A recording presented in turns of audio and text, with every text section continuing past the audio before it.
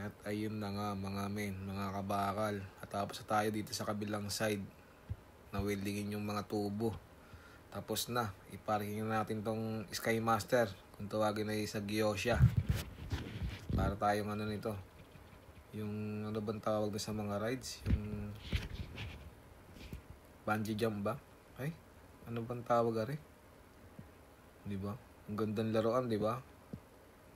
Yan ang mga laruan. Toys for the big boys. Pero okay tayo dyan mga men, mga kabakal. Kaya meron tayong safety belt dyan. Ayan.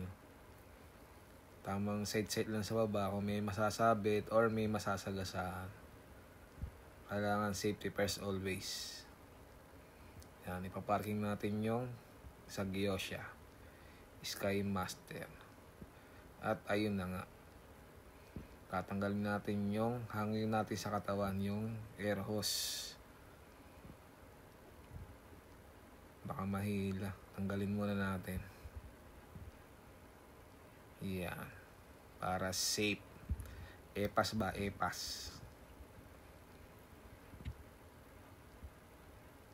Ay, ipaparking na natin yan mga men.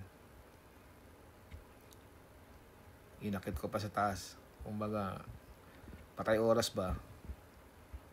Kailangan enjoy natin ang Japan. Enjoy natin hanggat maaari. Bawat minuto, bawat segundo. Diba? Taas baba lang, ganun. Ayan, pero ibaba ko na, ipaparking ko na. Para makaparig tayo, makarelax ba? Kaya sobrang init. Summer na dito sa Japan. Official na pong pinapatay ng Japan ang aircon. Dito na tayo sa realidad. Summer na. Malamang sa malamang. Mahihirapan na naman tayo nito. Kaya talagang tagaktak ang pawis. Sobrang init ng klima rito sa Japan. Pumapalo ng 40, 42 ang init. Ganun kainit. Pero kung lumamig naman, napakalamig. Pero ganun pa man. Safe tayo sa trabaho. Ay.